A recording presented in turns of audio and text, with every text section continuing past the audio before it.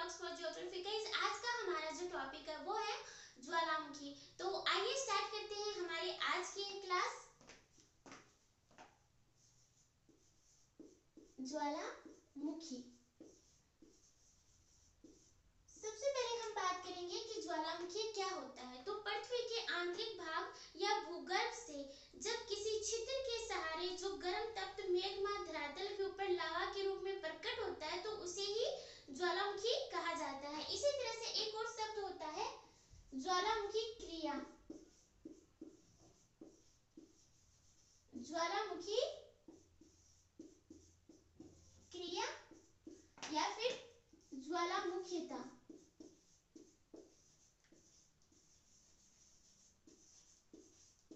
ज्वालामुखी और ज्वालामुखी क्रिया, इन दोनों में क्या डिफरेंस होता है?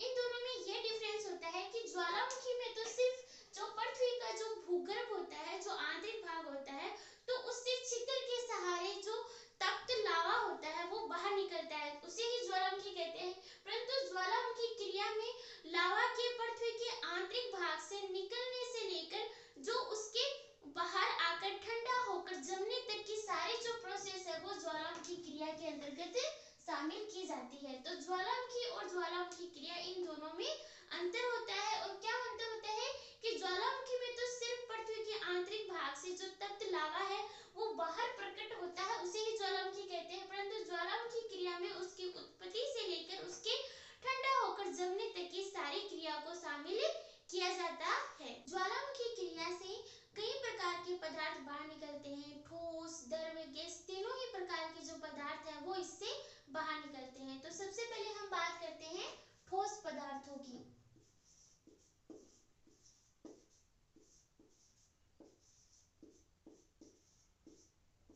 ठोस पदार्थों में सबसे पहले जो आपके है वो है पाइरोक्लास्ट।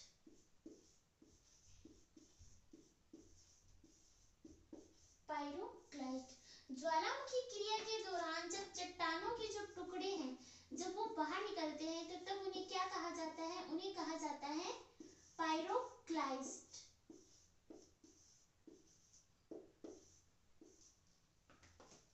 दूसरा जो आपके है वो है ज्वालामुखी बम। ज्वालामुखी बम ज्वालामुखी क्रिया के दौरान जब फुटबॉल के आकार के जो चट्टानों के टुकड़े निकलते हैं तो उन्हें क्या कहा जाता है? उन्हें कहा जाता है ज्वालामुखी बम। फुटबॉल के आकार के टुकड़े।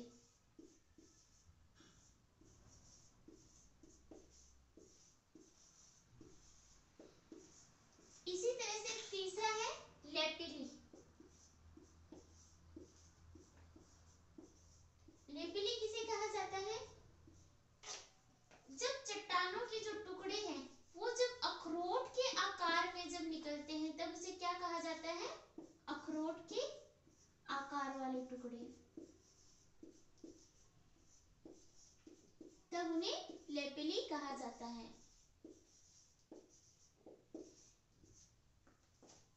इसी तरह से एक और है स्कोरिया।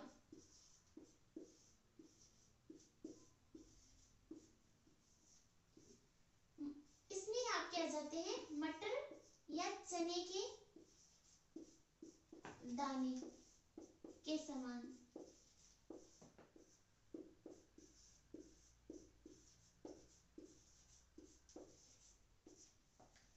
तो इस तरह से जब ज्वालामुखी क्रिया के दौरान जब चट्टानों के टुकड़े निकलते हैं तब उन्हें क्या कहा जाता है? उन्हें कहा जाता है पाइरोक्लास्ट।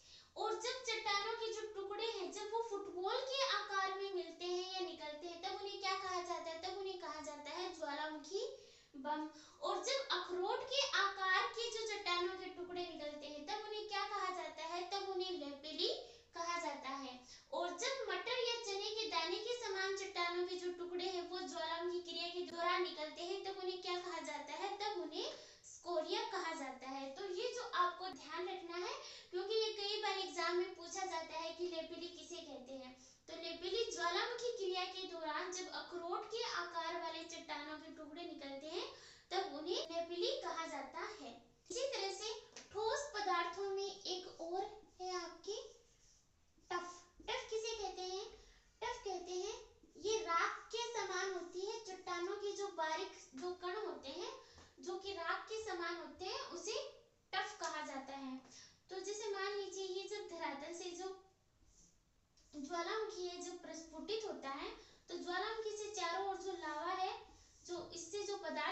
हैं वो चारों ओर फैल जाते हैं।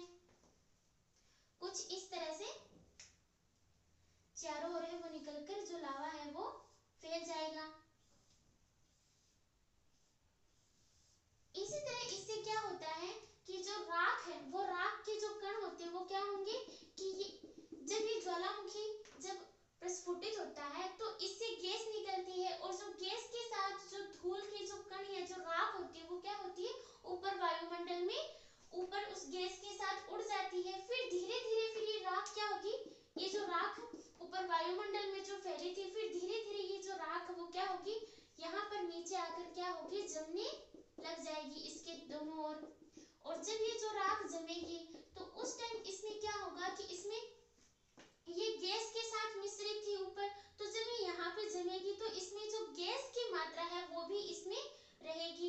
परंतु कालांतर में भविष्य में जैसे जैसे समय बीतेगा वैसे वैसे ये जो राख की परत है वो चट्टानों में परिवर्तित होने लगेगी। और जब ये चट्टानों में परिवर्तित होगी तो इससे जो गैस थी वो क्या होगी बाहर निकल जाएगी। और जब वो गैस बाहर निकल जाएगी तो ये जो चट्टान की जो परत बनी है इसमें जो रंध्र है वो बन जाएंगे। और रंध्र बनने के कारण ये जो इसका जो घनत्व है इस चट्टान का वो बहुत ही कम होगा। अर्थात इसका जो घनत्व है वो जल का जो घनत्व होता है उससे भी जल का जो घनत्व होता है उससे भी कम इसका घनत्व होता है। तो जिसके कारण ये जो चट्टान है ऐसी चट्टानों को बोला जाता है प्यूमिन चट्टान। क्या कहा जाता है इन चट्टानों को, प्यूमिन चट्टान कहा जाता है। और ये जो चट्टानें होती है इनका घनत्व जल के घनत्व से कम होता है और जल के घनत्व से कम होने के कारण ये जो जल के अंदर है वो तैरने लग जाती है। जैसे हम भारत की बात करें तो भारत के दक्षिण में यहाँ पर तमिलनाडु है, तो तमिलनाडु के पास में जो रामेश्वर है, रामेश्वर के पास में जो पाम्बन द्वीप है वहां पर जो आपको जल में तैरने वाली जो चट्टानें हैं वो देखने को मिलेगी। और वो जो चट्टानें हैं वो आपके प्यूमिन चट्टानें होती है जो कि ज्वालामुखी की राख से निर्मित होती है जो कि जल के अंदर है वो तैरती है। तो इस तरह ये तो थी ज्वालामुखी से निकलने वाले ठोस पदार्थ। अब हम बात करेंगे ज्वालामुखी से जो गैसें निकलती है उसके बारे में। गैसीय पदार्थों में आपके सबसे पहले या फिर सबसे अधिक मात्रा में जो गैस निकलती है वो है जलवाष्प। ज्वालामुखी से जो गैसीय पदार्थ निकलते हैं तो उसमें सबसे अधिक जो गैस निकलती है वो कौन सी निकलती है, वो निकलती है जलवाष्प निकलती है। और इसकी मात्रा होती है 60 से 90%। इसके अलावा जो अन्य गैसें निकलती है उसमें आती है सल्फर डाइऑक्साइड, सल्फर डाइऑक्साइड,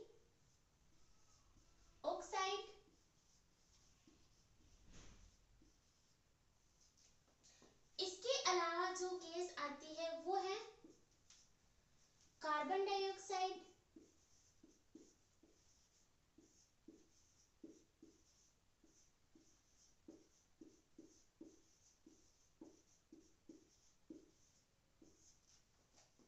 इसके अलावा आपको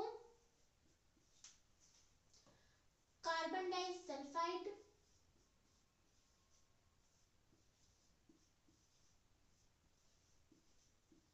आदि गैसें भी आपको है वो देखने को मिलती है।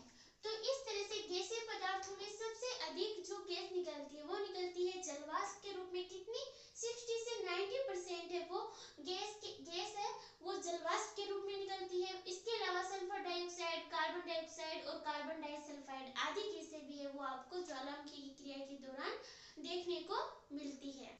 द्रव पदार्थ के रूप में ज्वालामुखी क्रिया के दौरान लावा निकलता है जिसे भूगर्भ के आंतरिक भाग में तो मैग्मा कहा जाता है और धरातल के ऊपर है वो इसे लावा कहा जाता है। ये जो लावा होता है इसे सिलिका की मात्रा के आधार पर, सिलिका की मात्रा के आधार पर इसका वर्गीकरण किया गया है। सिलिका की मात्रा के आधार पर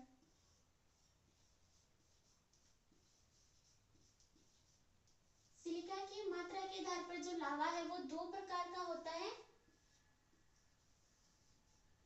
कौन कौन से दो प्रकार का होता है, तो ये होता है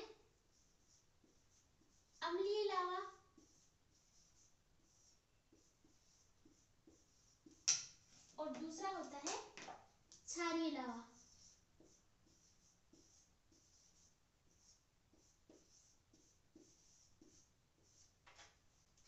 अम्लीय लावा जो होता है इसमें सिलिका की जो मात्रा होती है वो 50% से अधिक होती है। कितने से अधिक होती है?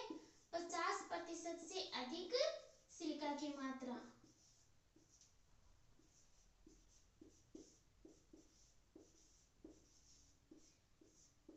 अब 50% से अधिक का मतलब ये है कि वो 70% भी हो सकती है, वो 90% भी हो सकती है, 80% भी हो सकती है।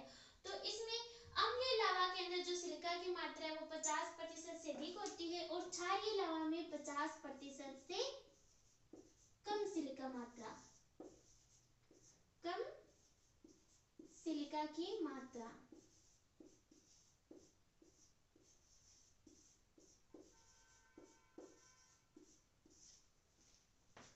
तो इस तरह से अम्लीय लावा में जो 50% से अधिक सिलिका की मात्रा है तो इसके कारण ये कैसा होगा? जो अम्लीय लावा है ये गाढ़ा होगा और जो क्षारीय लावा है ये कैसा होगा? ये पतला होगा। तो अम्लीय लावा जब गाढ़ा होता है तो ये जल्दी से नहीं फैल पाता है, जल्दी से आगे नहीं बढ़ पाता है और जो क्षारीय जो लावा है ये पतला होता है और पतला होने के कारण ये बाहर निकलने के बाद जल्दी से ही फैल जाता है और जल्दी से ही फैलने के कारण यहाँ पर जो भू आकृति बनती है वो कैसी बनती है? समतल भू आकृति का निर्माण होता है। और जो अम्लीय जो लावा है यहाँ पर क्या है कि ये गाढ़ा होने के कारण धीरे धीरे ये आगे खिसकता है जिसके कारण ऊबड़ खाबड़ धरातल का निर्माण होता है।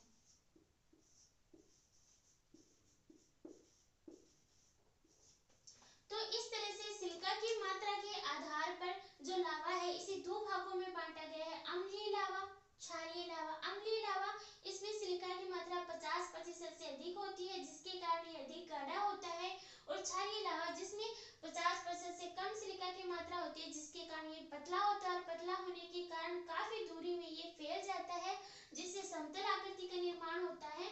और जो अम्लीय लावा होता है ये ऊबड़ खाबड़ धरातल का निर्माण करता है क्योंकि ये गाढ़ा होता है। यदि मैं क्षारीय लावा की बात करूं तो क्षारीय लावा से जैसे मान लीजिए यहाँ पे कोई ज्वालामुखी है और जिसे क्षारीय लावा जो है उसका उद्गार हो रहा है तो क्षारीय जो लावा होगा ये क्या होगा? पतला होने के कारण ये क्या होगा? समतल धरातल। समतल धरातल से ऐसे ये पतला होने के कारण दूर तक फैलेगा जिससे ज्वालामुखी पठार, किसका निर्माण होगा? ज्वालामुखी पठार का निर्माण होगा। और जो अम्लीय लावा है जैसे मान लीजिए ये कोई ज्वालामुखी है और इससे अम्लीय लावा का उद्गार हो रहा है। क्योंकि अम्लीय जो लावा है ये गाढ़ा होता है और गाढ़ा होने के कारण ये क्या है? एक ही जगह पर ये जो है वो जम जाता है। तो जब इससे लगातार जो है वो जब अम्लीय लावा निकलेगा तो अम्लीय लावा निकलने के कारण ये क्या है? धीरे धीरे ये जो है वो जमेगा और जिसके कारण ऊबड़ खाबड़ धरातल का निर्माण होगा और ऊबड़ खाबड़ धरातल का आशय है यहाँ पर ज्वालामुखी पर्वत। तो अम्लीय लावा के कारण जो स्थलाकृति बनेगी वो ऊंची बनेगी और ऊबड़ खाबड़ बनेगी और क्षारीय लावा से जो स्थलाकृति बनेगी वो समतल बनेगी और नीची बनेगी। तो ये तो था ज्वालामुखी से निकलने वाले पदार्थ, ठोस पदार्थ, गैसीय पदार्थ और द्रव पदार्थ। अब हम बात करेंगे ज्वालामुखी के प्रकारों की उनके उद्गार के आधार पर। तो आइए देखते हैं उद्गार के आधार पर ज्वालामुखी के प्रकार।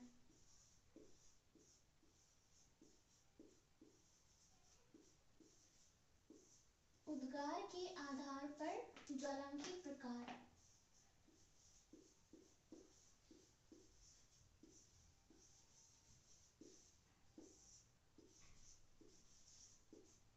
उद्गार के आधार पर ज्वालामुखी को 3 प्रकारों में बांटा गया है। पहला है सक्रिय ज्वालामुखी। सक्रिय ज्वालामुखी।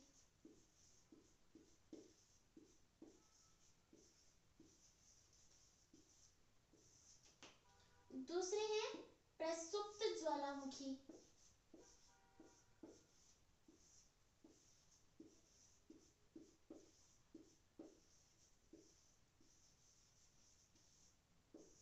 और तीसरा है मृत या शांत ज्वालामुखी।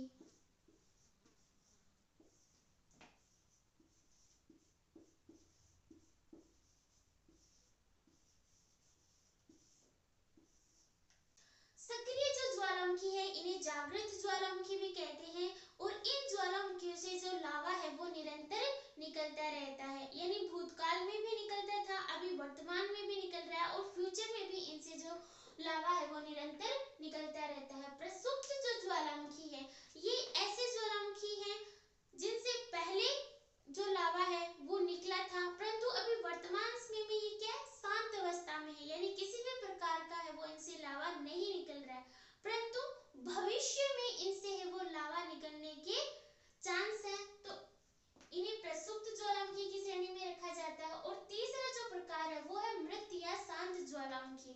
मृत या शांत ज्वालामुखी से आज से है मृत, यानी अभी तो उनसे जो लावा है वो नहीं निकल रहा है, अभी वो क्या है, मृत है, परंतु पहले पहले उनसे क्या है कि जो लावा है वो निकलता था। ये जो ज्वालामुखी है वो ऐसे ज्वालामुखी है जिनसे पहले तो लावा निकलता था, परंतु अभी वर्तमान में नहीं निकल रहा और ना ही भविष्य में उनसे जो लावा है वो निकलने की कोई संभावना है, तो इन्हें मृत या शांत ज्वालामुखी कहते हैं, क्योंकि उनसे कोई भी जो लावा है या किसी भी प्रकार की जो ज्वालामुखी क्रिया नहीं होगी, इसलिए उन्हें शांत ज्वालामुखी कहा जाता है। इसे हम डायग्राम के माध्यम से समझ लेते हैं। पास्ट, यहाँ पे लिख देती हूँ मैं प्रेजेंट और यहाँ पे लिख देती हूँ मैं फ्यूचर।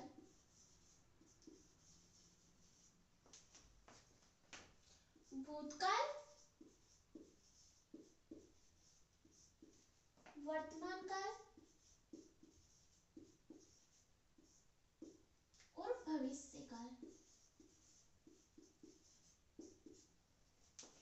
इधर लिख देती हूँ मैं ज्वालामुखी के प्रकार।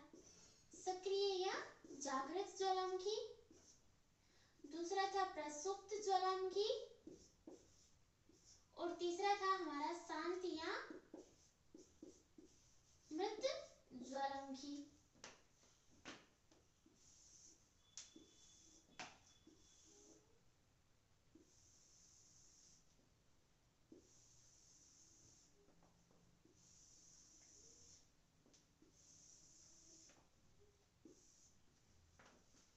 तो इस तरह से जो सक्रिय जो ज्वालामुखी थे वो भूतकाल, जो पास्ट टाइम था उसमें भी वो क्या थे, सक्रिय थे, यानी तब भी उनसे जो ज्वालामुखी क्रिया है वो उस टाइम हो रही थी, प्रेजेंट में अभी भी हो रही है और फ्यूचर भविष्य में भी उनसे जो है वो निरंतर ज्वालामुखी क्रिया या जो लावा है वो निकलता रहेगा। परंतु जो प्रसुप्त जो ज्वालामुखी है तो इसमें मैंने क्या बताया था कि भूतकाल यानी पास्ट टाइम में तो ये क्या थे, तब तो ये सक्रिय थे, एक्टिव थे, उस टाइम तो इनसे लावा निकलता था, परंतु अभी वर्तमान में इनसे है वो जो लावा है वो नहीं निकल रहा है, परंतु भविष्य में इनसे जो लावा है वो निकलने की संभावना है, तो इसी कारण इन्हें प्रसुप्त ज्वालामुखी कहा जाता है। और तीसरा है शांत या मृत ज्वालामुखी, तो इनसे भूतकाल यानी पास्ट जो टाइम था उस टाइम तो इनसे जो ज्वालामुखी क्रिया है वो होती थी, लावा निकलता था, परंतु अभी वर्तमान समय में नहीं निकल रहा और भविष्य या फ्यूचर में भी इनसे किसी भी प्रकार की जो ज्वालामुखी क्रिया है वो होने की संभावना यहाँ पर नहीं है, इसीलिए इन्हें मृत श्रेणी में रखा गया है। अब हम आगे देखेंगे कि जो एक्टिव या जो सक्रिय जो ज्वालामुखी है उनके विश्व में, वैसे तो उनके विश्व में बहुत सारे जो ज्वालामुखी है वो अभी सक्रिय श्रेणी में है, परंतु हम जो एग्जाम की दृष्टि से इम्पोर्टेंट है, जो एग्जाम में पूछे जाते हैं, तो उन्हीं मुख्य जो सक्रिय जो ज्वालामुखी है उनके बारे में चर्चा करेंगे। अब हम बात करेंगे विश्व के प्रमुख सक्रिय ज्वालामुखियों के उदाहरणों के बारे में। तो सक्रिय ज्वालामुखी,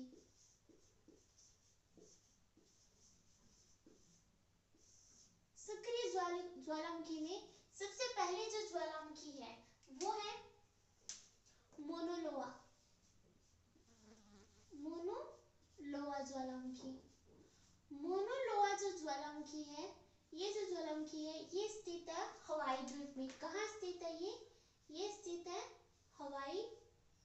द्वीप में।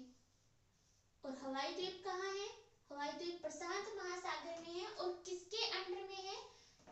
कौन सी कंट्री के अंडर में है? ये अंडर में है यूएसए के, यूनाइटेड स्टेट ऑफ अमेरिका।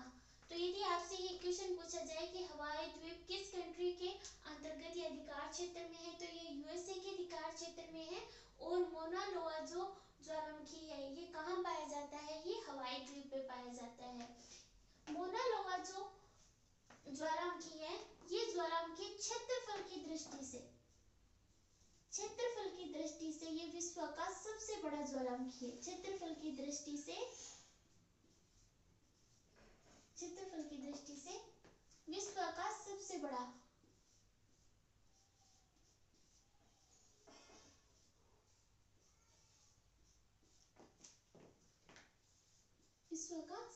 ज्वालामुखी।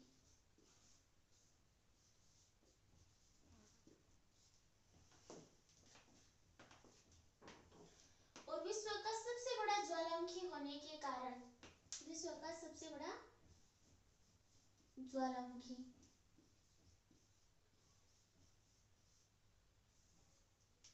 चूंकि हवाई द्वीप है वो प्रशांत महासागर में स्थित है और यूएसए के अधिकार क्षेत्र के अंतर्गत है। तो यूएसए ने यहाँ पर इस द्वीप को एक बंदरगाह के रूप में विकसित किया है।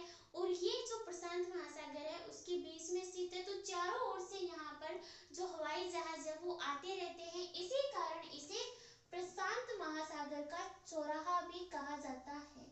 क्या कहा जाता है? हवाई द्वीप को प्रशांत महासागर का चौराहा भी कहा जाता है।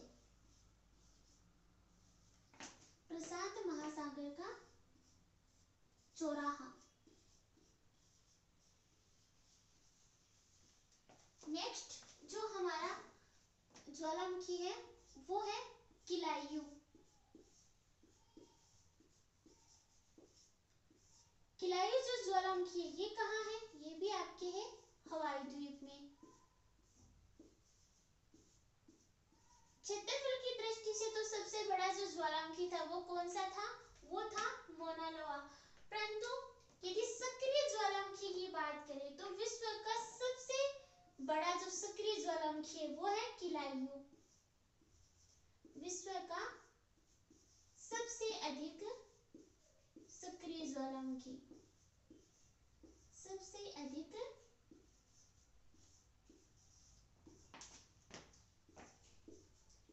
सक्रिय ज्वालामुखी।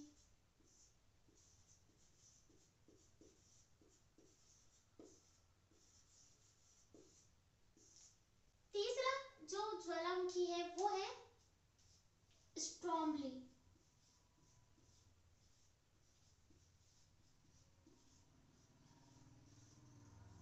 स्ट्रोम्बली जो ज्वालामुखी है ये कहां पर है? ये है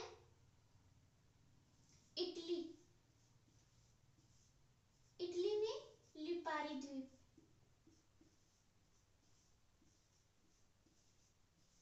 जिस तरह से सिसिली जो द्वीप है वो इटली के अधिकार क्षेत्र में है, तो इसी तरह से जो लिपारी द्वीप है ये भी है वो इटली के अधिकार क्षेत्र में है। और लिपारी जो द्वीप है ये भूमध्य सागर में है।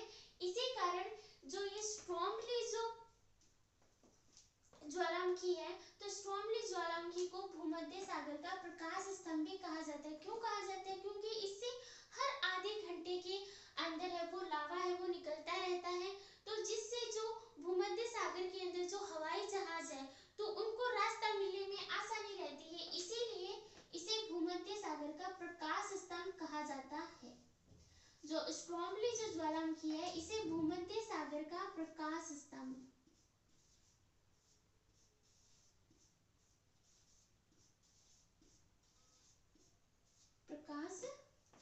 कहा जाता है।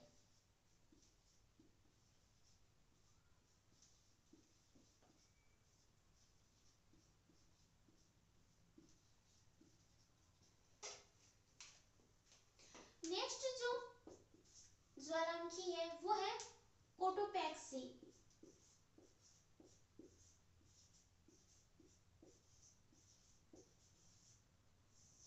ये कहां पर है? ये है आपके इक्वेडोर में। इक्वेडोर दक्षिण अमेरिका में, तो वहां पर एंडीज पर्वत श्रृंखला है। तो ये जो ज्वालामुखी है कोटोपैक्सी, ये विश्व का सर्वाधिक ऊंचा सक्रिय ज्वालामुखी है। विश्व का सर्वाधिक ऊंचा ज्वालामुखी।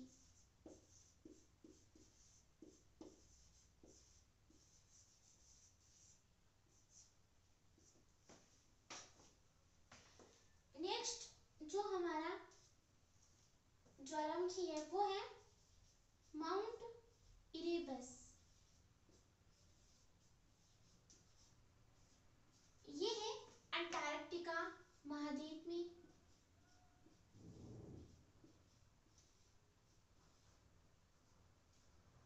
अंटार्कटिका महाद्वीप में ये माउंट इरेबस है वो ज्वालामुखी है, जिसे सफेद चादर का महाद्वीप भी कहा जाता है, क्योंकि अंटार्कटिका जो महाद्वीप है उसका 98% जो भाग है वो बर्फ से ढका है।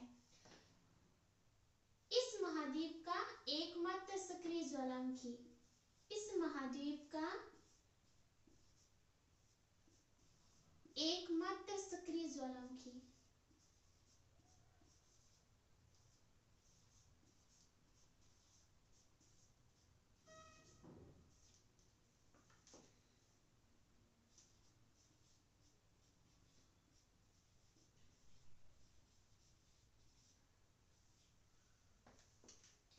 नेक्स्ट जो सक्रिय ज्वालामुखी है वो है बैरन द्वीप, जो कि भारत का एकमात्र सक्रिय ज्वालामुखी है। ये है कहाँ पे? ये है अंडमान निकोबार।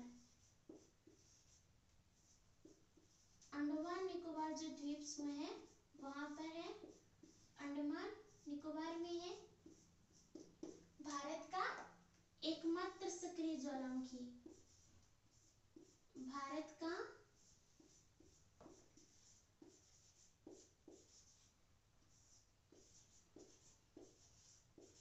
एकमात्र सक्रिय